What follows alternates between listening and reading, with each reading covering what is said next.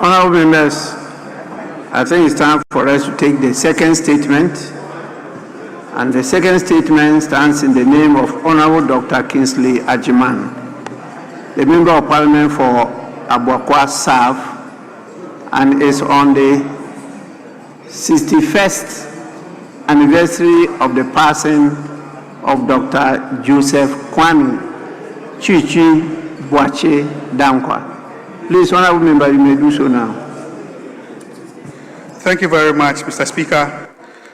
I rise pursuant to Order 92 of the Standing Orders of the Parliament of Ghana, which permits a ceremonial speech confined to the commemoration of a special event and the eulogizing of a renowned and distinguished deceased person to mark the 61st anniversary of the passing of Dr. Joseph Kwame Chichi Boache Danquah, one of the foremost intellectual architects of our nation. On the 4th day of February 1965, Ghana lost a philosopher, a jurist, a nationalist, and a moral voice whose ideas continue to inform our constitutional and democratic life. In recalling his life, one is reminded of the words of Scripture in Proverbs chapter 4, verse 7, and I quote, "Wisdom is the principal thing, therefore get wisdom, and with all thy getting, get understanding," unquote. Dr. Danquah's life was a living embodiment of this injunction. He sought wisdom not for personal elevation, but for national awakening. Mr. Speaker, over the years, many worthy and illuminating tributes have been laid in honor of Dr. J.B. Danquah. Scholars have examined the richness of his intellectual life. Jurists have reflected on his contribution to constitutional thought. Historians have chronicled his role in the nationalist movement. Political leaders within his own tradition have rightly celebrated his courage, sacrifice, and vision. Taken together, these attributes have presented Dr. Danquah as a many-sided figure whose life defies narrow classification.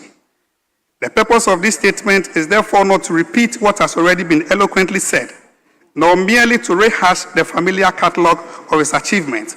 Rather, the distinct thrust of my intervention this afternoon is to focus attention on a more exacting and I submit more compelling measure of Dr. Danquah's national stature. The manner in which he has been eulogized, acknowledged, and intellectually engaged by those who did not share his political ideology, and in some instances stood in firm opposition to it. It is on this basis, Mr. Speaker, which this statement proceeds to examine selected reflections and assessment of Dr. Danquah by persons and traditions that did not align with his political worldview. In doing so, I seek to establish beyond sentiment and beyond party that Dr. Danquah stands as an undisputed national figure whose legacy belongs to the entire republic and not to any single political inheritance. It is in this spirit that this House is invited to reflect. Mr. Speaker, few testimonies concerning parliamentary excellence carry greater institutional authority than those of a clerk of parliament. In this regard, the reflections of Mr. K.B. Ayensu, clerk of the National Assembly from 1955 to 1966, remain compelling. Writing in echoes from the past, timeless tributes to J.B. Danquah in 1967, Mr. Yesu observed, and I quote, "After Danquah had left the parliamentary scene, slowly but inevitably, the rot set in. The proceedings began to acquire a certain element of insipid farce. Many in the House privately wished for a return to the Danquah days," unquote. Mr. Speaker, professional institutions whose legacy, whose legitimacy rests on neutrality have equally affirmed his legacy. In 2025, the Ghana Bar Association publicly reiterated that, and I quote, "Dr. J.B. Danquah's role in Ghana's struggle for independence remains unparalleled," unquote. The association recalled his leadership in the Aborigines Rights Protection Society, which successfully resisted colonial attempts to expropriate Ghanaian land, and noted that this early activism marked the beginning of a sustained legal struggle against colonial injustice. Similarly, the Ghana Academy of Arts and Sciences, an institution entirely removed from partisan contestation, had documented Dr. Danquah's decisive role in national formation. The Academy recalls his instrumental contribution to the Barnes Constitution of 1946, his foundation membership of the United Gold Coast Convention in 1947, and his description by the Wharton Commission as the doyen of Gold Coast politics. Mr. Speaker, contemporary policy analysis has reinforced this historical assessment. In 2025, African Leadership and Policy for Humanitarian Action, AFA, a Pan-African think tank, stated that the history of Ghana and Africa will be incomplete without recognizing Dr. Danquah's contribution to the constitutional development and democratic consolidation. Mr. Speaker, perhaps most persuasive for this House are the voices captured in our own parliamentary Hansard, spoken by honorable members from across the political divide. On 5th February 2022, Honorable Roxanne Nelson Eche-Dafiamakpo, now Majority Chief Whip, stated on the floor of this House that although Dr. Danquah lost elections and came into conflict with the security apparatus of the state, and I quote, his contributions and criticism of the government, unquote, were significant, and that he was a towering figure of legal mind. On that basis, Mr. Speaker, at his instance, this House observed a minute's silence in honor of Dr. J.B. Danquah, a solemn act that speaks profoundly to bipartisan respect. On Tuesday, 4th February 2025, Honorable Mahama Ayariga, Majority Leader, in contributing to a statement moved by my good self, reminded the House, and I quote directly from Hansa, "You cannot write the history of this country without recognizing the contributions of J.B. Danquah," unquote. He further drew attention to Dr. Danquah's enduring scholarly legacy in Akan customary law, noting the continued relevance in legal education. Earlier on Wednesday, 5th February 2020, Honorable Kwame Agoja, the Minority Chief Whip, cautioned this House that the experience of Dr. Danquah under the Preventive Detention Act should permanently remind legislators to consider the long-term consequences of laws past the moments of political urgency. On February 5th, on Friday, 5th February 2016, Honorable Ahmed Ibrahim, member for Banda, highlighted Dr. Danquah's central role in the Africanization of the legislative and executive councils and in securing the establishment of the University of Ghana, observing that this single contribution had produced generations of intellectuals who now serve the Republic. On Tuesday, 5th February 2015, Honorable Haruna Idrusu, member for Tamale South, acknowledged Dr. Danquah's advocacy for farmers, his role in the establishment of the Cocoa Marketing Board, and his brilliance in legislative debate, concluding that his contribution to Ghana's independence was enormous and undeniable. On that same day, Honorable Fred Bafo, former Minister of State, delivered what may be one of the most profound parliamentary affirmations of Dr. Danquah's national stature when he stated, and I quote, It was people and men like Dr. J.B. Danquah who gave us the ethos of nationhood. He gave us the name of the nation. He gave us the name of the nation. He gave us the purpose of the nation, unquote. Mr. Speaker, on Wednesday, 5th February 2014, both Honorable Benjamin Kumbuo, former Attorney General, and the then Honorable Alban Suman Kingsford Babin, now Speaker of this Honorable House, reflected on the devastating impact of the Preventive Detention Act, using the Danquah's experience to caution against what was described as constitutional dictatorship, and to emphasize that such an ordeal should never be visited upon any citizen, regardless of stature. Mr. Speaker, when clerks of parliament, professional bodies, academic institutions, policy think tanks, majority and minority leaders of the National Democratic Congress, ministers of state of the NDC, and speakers of parliament, speaking across decades and ideological divides, converge in the assessment of one man, then history itself has rendered its verdict. Mr. Speaker, history is often most honest when it speaks across divisions. A man whose life and work are acknowledged with respect by those who oppose him politically whose ideas continue to frame constitutional governance and democratic restraint, and whose personal sacrifice remains a warning and a lesson to successive generations, meets every test of national heroism.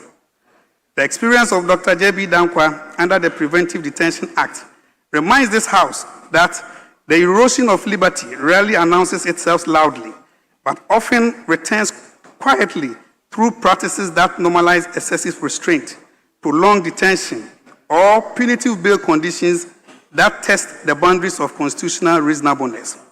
It is therefore not as a political claim, but as a historical conclusion that this statement submits that Dr. Danquah's life, ideas, and sufferings compel us to eternal vigilance. To honor him is not merely to remember his past, but to ensure that the dark chapters he endured are never reopened in our present. I'm most grateful to you, Right Honorable Speaker, for the opportunity and the space afforded me to make this statement. Thank you. Thank you, Honorable Member. It's now for the House to comment on. Yes, the lady. Thank you, Mr. Speaker, for the opportunity to comment on the contribution by the Honorable Member for Ebuakwa South. Right Honorable Speaker, we remember J.B. Danquah, the scholar, the freedom fighter, the jurist, the author, the statesman, and the historian. Honorable Speaker, Right Honorable Speaker, we remember J.B. Danquah as the leader who defended the freedom of Ghanaians and worked for a liberal democratic form of government underpinned by the rule of law. We recall the case of Ri Akoto in 1961, where Danquah brought an application for an order for a habeas corpus for the release of Bafo Osei Akoto, who was then the senior linguist and for the Asante-Hene, and was also a founder of a political movement. Although the legal challenge brought by Danquah failed in terms of the arbitrary detention of a citizen, we in Ghana today enjoy the benefits of the Supreme Court, the powers of the Supreme Court to determine the constitutionality of legislation and to strike down unconstitutional legislation. Today, we are the beneficiaries of the principles and freedoms enshrined in the Constitution. Mr. Speaker, I believe that Danquah's fight as a jurist for the rule of law in a liberal democratic form of governance has borne fruit in the present-day Ghana that we all enjoy. I thank you, Mr. Speaker, for allowing me to contribute to the honorable member's statement. Thank you. Well, yes. Honorable Member. Mr. Speaker, thank you very much.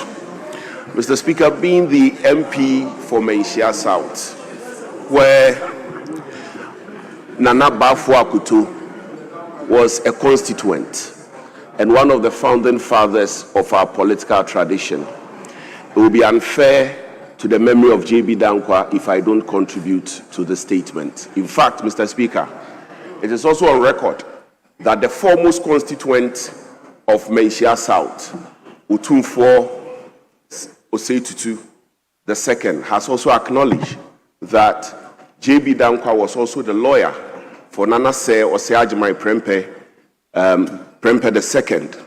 And so, Mr. Speaker, very respectfully, being their MP, it is only fair that on this day, I add my voice to the comments so far made.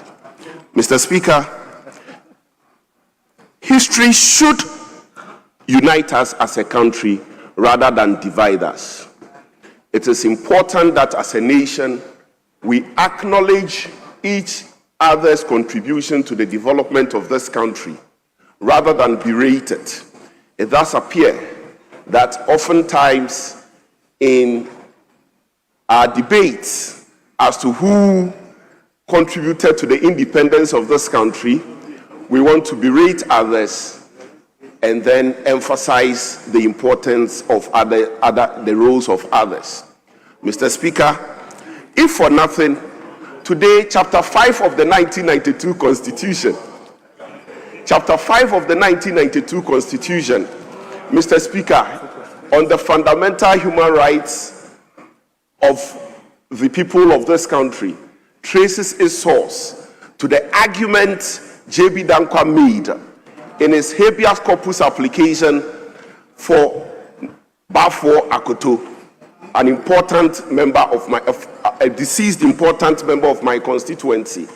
Mr. Speaker, on that score alone, Mr. Speaker, if for nothing, we cannot overlook J.B. Danquah's contribution. And on this occasion, on behalf of the people of Menchia South, Mr. Speaker, we do acknowledge the importance of the role of J.B. Danquah. And I do commend my brother from Chebi, also a very important traditional political seat, Mr. Speaker, for the statement so far made. Thank you very much, Mr. Speaker.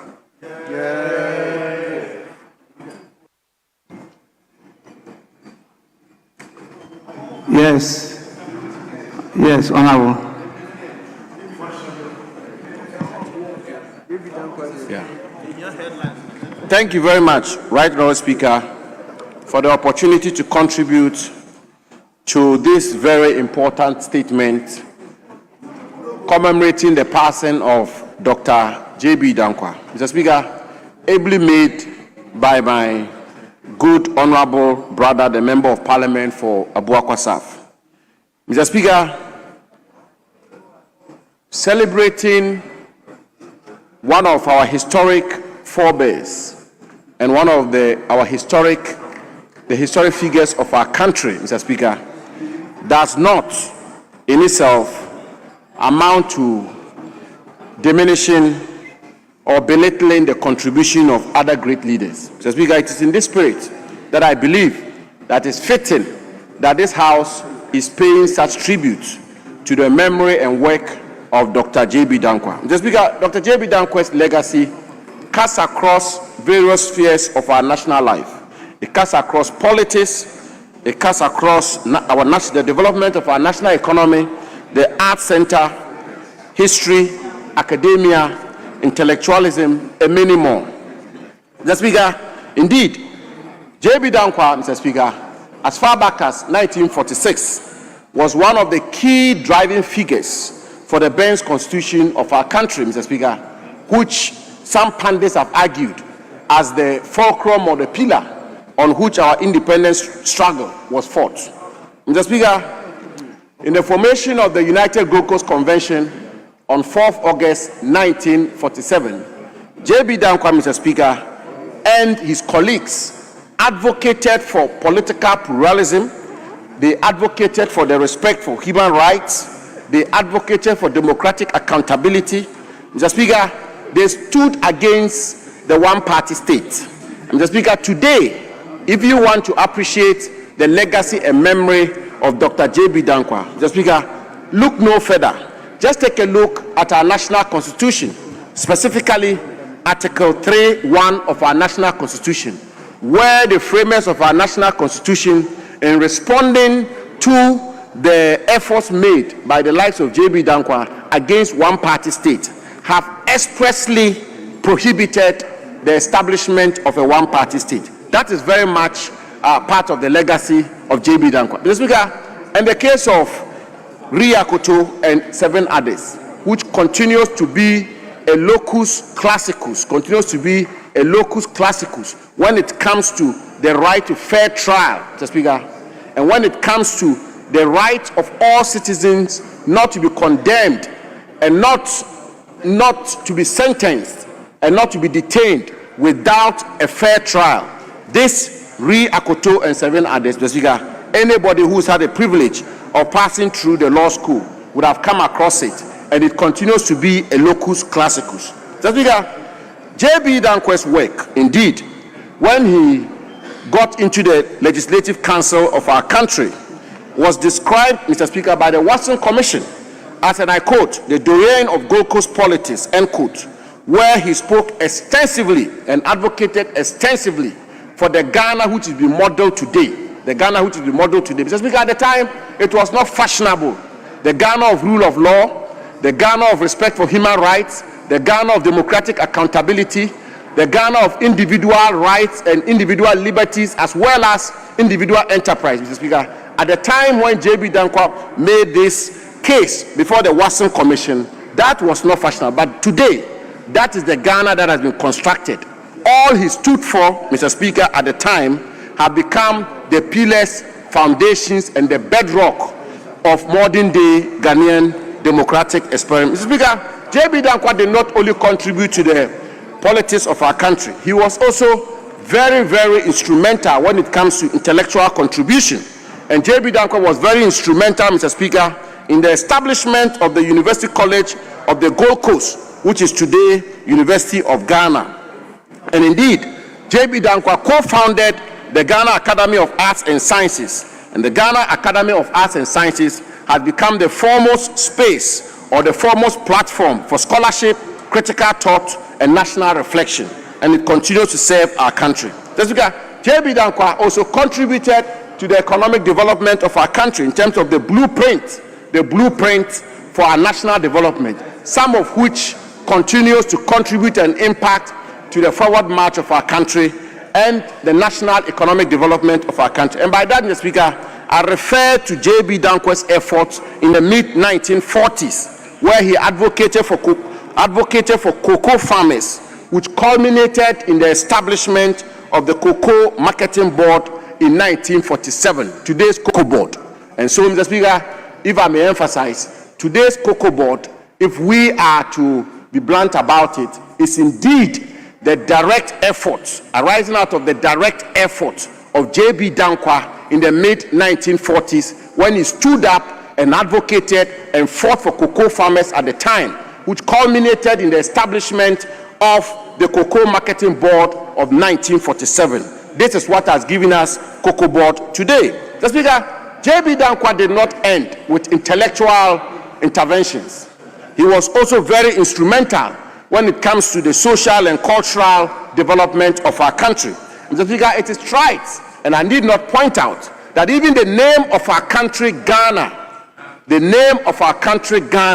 was through the intellectual and scholarly research of Dr. J.B. Danquah, where he undertook extensive scholarly research into the then Ghana Empire and made a proposal that at the time, Gold Coast, which was on the verge of gaining independence, should be named Ghana. And so, Mr. Speaker, I should say that Ghana, to some extent, owes its name to the tireless work and scholarly work of Dr. J.B. Danquah. Mr. Speaker, I want to conclude by saying that if there was one legacy which stands in the name of Dr. J.B. Danquah, Mr. Speaker, I will say that that legacy is today's Ghana. Honourable member, if you want to continue, the first deputy speaker will take the chair, and then you can conclude.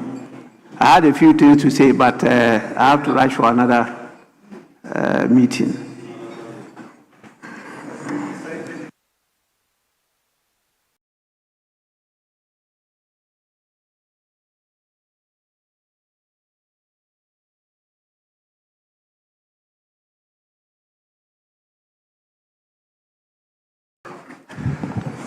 Yes, Honourable Member. Thank you, Right Honourable Speaker. You have to conclude. That is so. That is so, Right Honourable Speaker. 2 minutes. Right Honourable Speaker, so I conclude, Mr. Speaker, I conclude, and Mr. Speaker, if you may allow me, it's always very good to have you in the chair. It's very, very pleasant to have you in the chair. Thank you very much, Mr. Speaker. Mr. Speaker, so let me conclude on just 2 points. The first point, Mr. Speaker, the construction of modern-day Ghana, Mr. Speaker, J.B. Danquah played a significant role. Mr. Speaker, as the historians will tell us, at the time Ghana was to be birthed, Mr. Speaker, the Asante colony was not to be part of modern-day Ghana. It took the ingenuity, the diplomatic skills, and the efforts of J.B. Danquah to lobby the then King of Asante, His Royal Majesty Otumfuo Prempeh II, to convince him and bring Asante colony on board to make today's Ghana what it is. That was J.B. Danquah's role. Mr. Speaker, finally, if there was one legacy that is attributed to Dr. J.B. Danquah, Mr. Speaker, I would say is the characteristics or the nature of today's Ghana. Because what J.B. Danquah stood for, Mr. Speaker, before our independence, during our independence, and after our independence, and indeed, I dare say, what he died for in Sawan prison, what he died for, are essentially what constitutes today's Ghana. And I refer to J.B. Danquah's tireless advocacy, fight, and effort to promote rule of law, to fight against one-party state, to advocate for democratic accountability, to advocate for a unitary Ghana, a one Ghana, where we are all one people. Mr. Speaker, the respect for human rights, the promotion of individual and private enterprise in Ghana. Mr. Speaker, today, that is the Ghana we have today. And that is the Ghana we have all build a consensus around, which is a Ghana where we have pluralism, political pluralism, we have democratic accountability, we have respect for human rights, we have rule of law, we have private enterprise. That is the Ghana we have today. That is the Ghana J.B. Danquah fought for in the 40s and the 50s and the 60s. That is the Ghana J.B. Danquah died for, and Mr. Speaker, and that is the Ghana he was misunderstood then, but that is the Ghana we have today. And Mr. Speaker, with these words, let me conclude by saying that Dr. Joseph Kwame Nkrumah Danquah indeed came, he fought, he advocated, he worked for his country, and his legacy continues to shine. Mr. Speaker, with these words, I thank you for the opportunity. Thank you very much. Yes, Honorable Fifi Backman. Why should I be careful? Mr. Speaker, thank you very much. I would want to add my voice to earlier speeches made. Mr. Speaker, indeed, it is true that J.B. Danquah was an intellectual. It is true he was a historian. It is true he was a lawyer. And I must say, he was also a prophet. He was a prophet because he told the gathering at Saltpond that if all of them failed Ghanaians, Nkrumah was not going to fail them. And indeed, when they failed Ghanaians, Nkrumah stood up and saved Ghana. Mr. Speaker, I'd want to add also that indeed, as a historian, he was touted as the doyen of Ghana's history. J.B. Danquah, indeed, before parting ways with Nkrumah ideologically, came out with the name Ghana, which was adopted, which is true, because he traced Ghana from the ancient Ghana Empire. And that was what they were all thinking about until they fell apart. So, with the characteristics that Ghana had with the ancient empire, Ghana was, or this current Ghana was named Ghana because of what he proposed. But as I said, Mr. Speaker, we have come this far by the struggles of our leaders, and it should dawn on us that we should not only cherish people according to their political sides, but whoever contributes to the betterment and to the upliftment of this nation, we should celebrate that person. And on that score, that I support the celebration of J.B. Danquah. But Mr. Speaker, the UGCC, the United Gold Coast Convention, there was this gentleman called Pa Grant, who was the financier of UGCC. He is an Nzima, somebody from Sekendi, who has to also be celebrated. So I would call upon my brothers that even as they celebrate J.B. Danquah, even as they celebrate people that they cherish, they should also celebrate United Gold Coast Convention's financier, who was Dr. Pa Grant. Thank you very much, Mr. Speaker.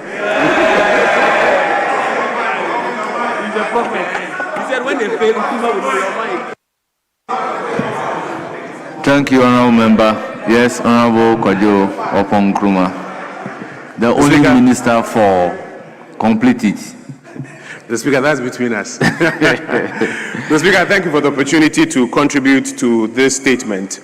And I want to join in commending the Member of Parliament for Ibuakwa South, the Honourable Kingsley Agyemang, for this commemorative statement. Indeed, himself and his predecessors have always reminded the nation and this House about the great work that Joseph Kwame Danquah did for the Republic of Ghana and has contributed to our nation's progress.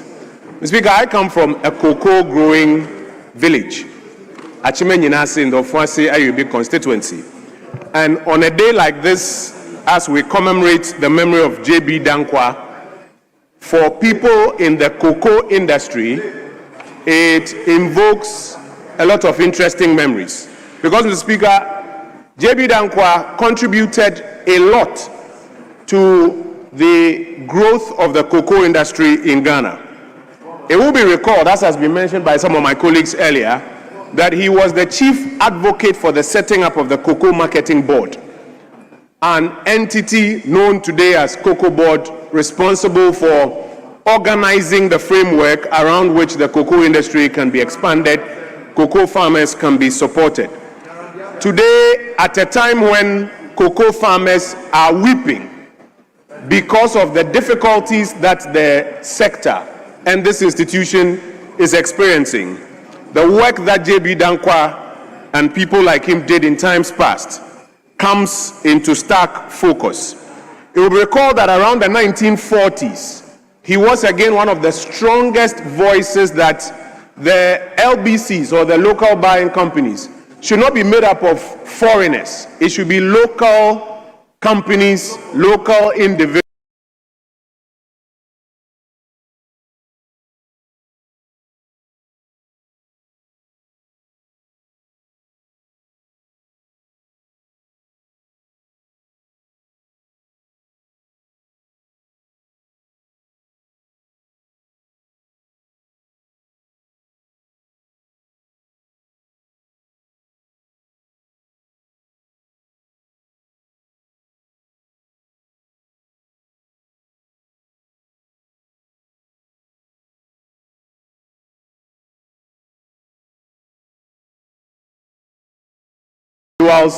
Responsible for leading the emirate, his memory and his work and his contribution to the cocoa industry. For the many in the cocoa enclaves, there is worry that all this great work that was laid out there by people like J.B. Danquah is now coming to naught, as for months, cocoa that has been grown and harvested through the toil and sweat of our farmers is not even being paid for by Cocoa Board and the LBCs that are out there.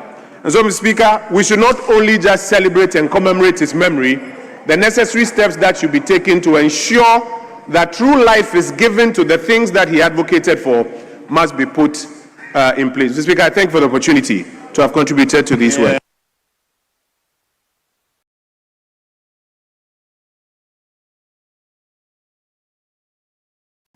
Yes, Minority Chief Whip. Speaker, let me commend Dr. Kingsley Agyemang, who definitely inherited the ritual which was dutifully performed over the years by Honorable Atachia in making commemorative statement in respect of our torchbearers, the respected, the doyen of Ghana politics, Dr. J.B. Danquah. Speaker, earlier speakers have spoken to various narratives I consider as important and hence I intend to limit myself to just some few concerns. Speaker, it is clear J.B. Danquah bridged the gap between the downtrodden, farmers, and our big people in society. Council for Farmers, and the evidence is all over in terms of what he achieved eventually, advocating for the welfare of the farmer. And colleagues have spoken about cocoa farmers. I think it goes beyond cocoa farmers. The start of the advocacy was mainly about the welfare of the Ghanaian farmer. The establishment of Cocoa Board, now Cocoa Board, was just part of the entire achievement and progress he chalked when it comes to advocating for the welfare of farmers. Protection of our lands against our colonial masters, the Aborigines Rights Society, and the likes. The man has distinguished himself. And oftentimes we yield to this tendency of drawing a wedge between J.B. Danquah and Kwame Nkrumah, which, in my view, is totally unnecessary. Suffice it to say that they have, different views in terms of how the country should be governed. They all achieve significant achievement in their right, and hence, so it's important we stay clear of these tendency of always drawing a comparison. It's totally unnecessary. I was struck when a call for the University of Ghana to be named after J.B. Danquah received a lot of apprehension and even condemnation. It saddened my heart that such a personality would be treated the way he was treated. But I also concede that the remembrance of our forebearers should not reflect in monuments per se. Speaker, elsewhere, in other developed jurisdictions, the Americas, Britain, Australia, we distill the principles and the things they stood for. And these are taught in our schools, in our institutions, and it becomes part of our body politics, and it becomes part of the formation of our institutions. For me, that should be the thrust of the argument. But it was sad that we received these apprehensions in the call for the University of Ghana to be named after him.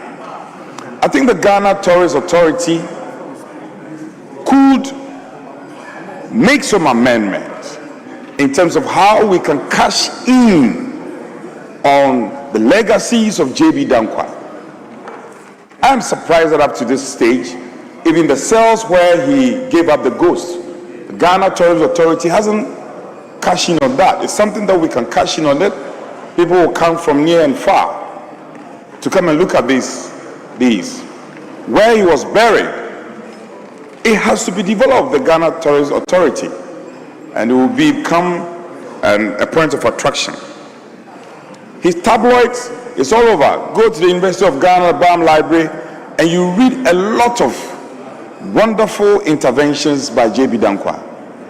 But I think that we need to, the remembrance of such a personality should rather be a binding force that will unite us as a country. I get sad when colleagues and Ghanaians, some people tend to draw this wedge. It's totally unnecessary. Let's celebrate these forebearers in their own right and the things that we're able to achieve for our country. There's a circle named after J.B. Danquah. I think this is not enough. It's not enough. We can go beyond that. And for me, that is the trust of what we are talking about. The PDA, the development of our constitutional jurisdiction, and all his contribution must be distilled and celebrated. That is what we should be doing as a country. And I think that if we continue to do that, we'll be leaving a good legacy for this country and generations yet unborn. Speaker, not to sound repetitive, I want to thank you for the opportunity and to commend once again the maker of the statement for such a brilliant write-up. I thank you, Speaker. Thank you very much, honorable members. Statement time is ended.